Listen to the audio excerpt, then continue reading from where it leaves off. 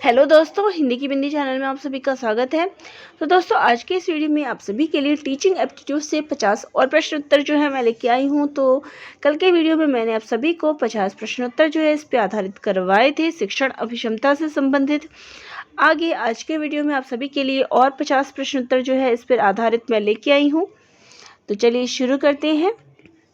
और जो पिछली वीडियो है उसका लिंक आप सभी के लिए डिस्क्रिप्शन बॉक्स में है, वहाँ जाके उस वीडियो को ज़रूर देख सकते हैं, क्योंकि परीक्षा में इससे संबंधित प्रश्न अधिकतर पूछा जाता है। अगला है, आप शिक्षण व्यवसाय को क्यों अपनाना चाहते हैं? तो छात्रों के साथ नए नए अनुभवों को प्राप्त करने के लिए जो है शिक्षण व्यवसाय अपनाना चाहते हैं। अगला है, विद्यालय से छात्रों के भागने का कारण क्या है? किस कारण भाग जाते हैं? क्योंकि रुचिकर कक्षा शिक्षण नहीं होती है, इस कारण छात्र भाग जाते हैं। अगला है, जीवन की छोटी छोटी घटनाएं तथा अनुभव भी हमें कुछ न कुछ शिक्षा प्रदान करते हैं, हमें लाभ उठाना चाहिए। तो इस कथन से आप कहाँ तक सहमत हैं? तो ये कथन जो है पूर्णतया सहमत है, क्योंकि हर चीज़ जो है कुछ न कुछ सिखाती है। तो ऑप्शन ए इसका सही उत्तर है। अगला है, संकोची विद्यार्थियों में आत्मविश्वास विकसित करने के लिए आप एक शिक्षक के रूप में क्या करेंगे? ऐसे विषय में कुछ कहने का अवसर देंगे जिसे वे जानते हो। अगला है, त्रिभाषा फॉर्मूला किसने दिया था? तो ये दिया था राधा कृष्णन आयोग ने। अगला है, कुछ छात्र राष्ट्रीय समस्याओं के प्रति उदासीन रहते हैं, एक शिक्षक के नाते आपको क्या करना चाहिए? तो उनकी जो है हम निंदा करेंगे। अगला है, आप अपने विद्यार्थियों की प्रगति कैसे जानेंगे? तो विद्यार्थियों की परीक्षा लेकर हम उनकी प्रगति जो है जान सकते हैं। अगला है, पुस्तकालय में भेजने से पूर्व छात्रों को क्या निर्देश दिया जाए कि वे शांत रहेंगे और पढ़ेंगे? अगला है, विद्यालय में अपना निश्चित स्थान बनाने के लिए शिक्षक को चाहिए कि वे छात्रों को अपने पक्ष में कर ले। कक्षा शिक्षण की उत्तम प्रणाली वह है जिसमें प्रश्नोत्तर की आवश्यकता ही न पड़े। पूर्ण अनुशासित कक्षा की पहचान है कि छात्रों की पठन पाठन प्रक्रिया में पूर्ण रुचि हो और शांति प्रिय भागीदारी हो। अगला है, एक शिक्षक के रूप में आप कक्षा में छात्रों के ध्यान को किस प्रकार आकर्षित कर सकते हैं? तो छात्रों में जिज्ञासा का विकास करके हम ध्यान आकर्षित कर सकते हैं।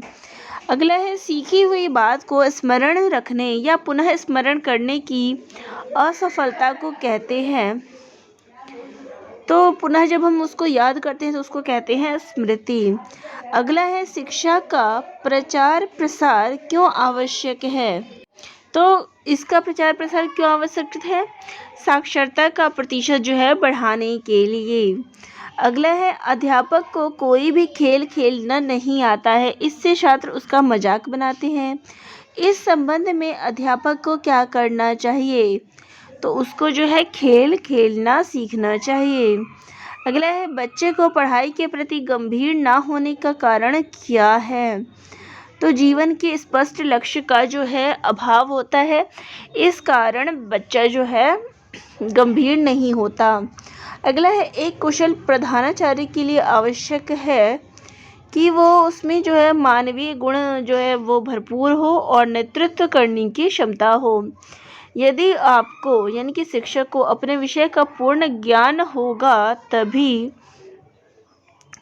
आप छात्रों से जो है सम्मान प्राप्त कर सकेंगे, जब आपको अपने विषय का पूर्ण ज्ञान होगा। अगला है, अध्यापक के किस व्यवहार का छात्रों पर सर्वाधिक हानिकारक प्रभाव पड़ता है? तो हानिकारक प्रभाव कब पड़ता है?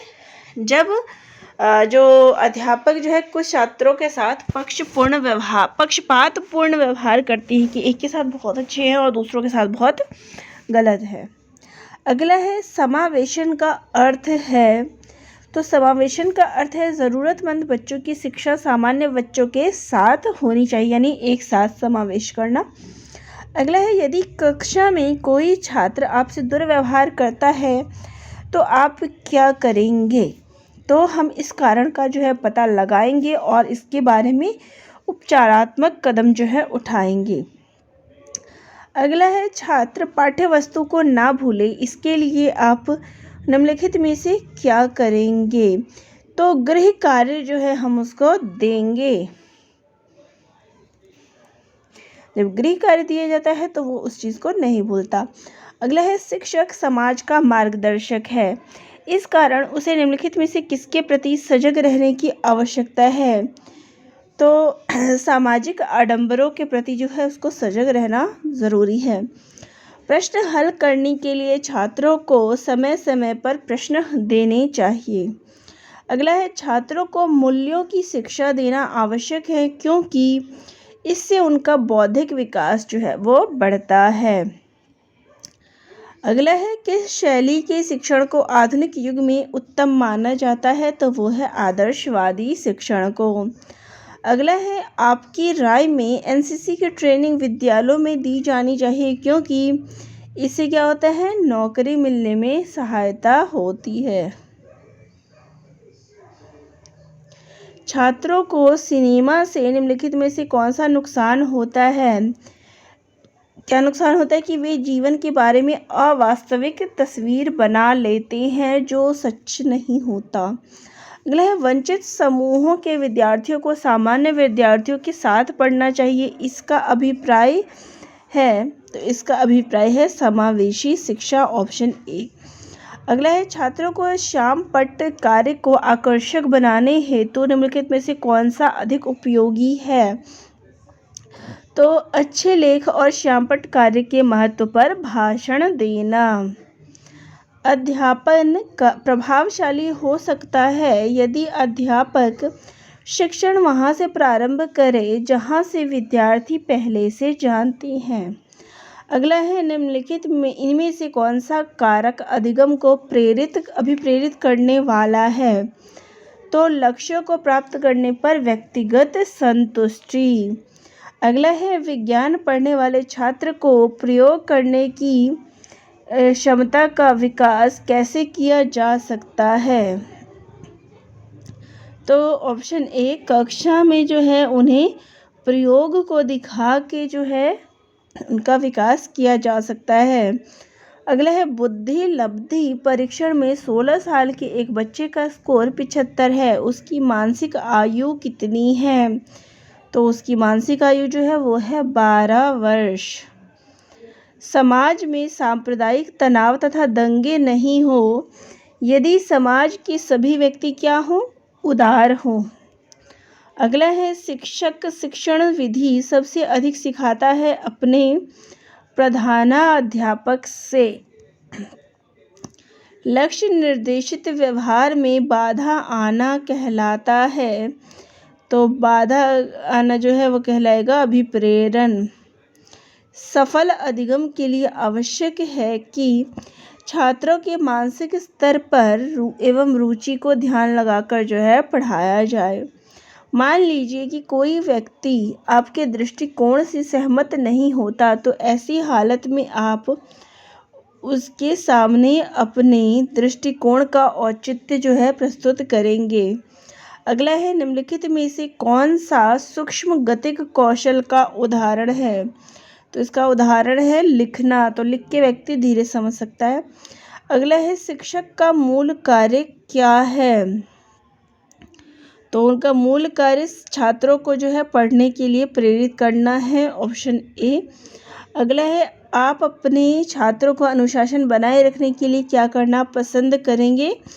तो उन पर जो है कोई ना कोई दायित्व सौंप देंगे।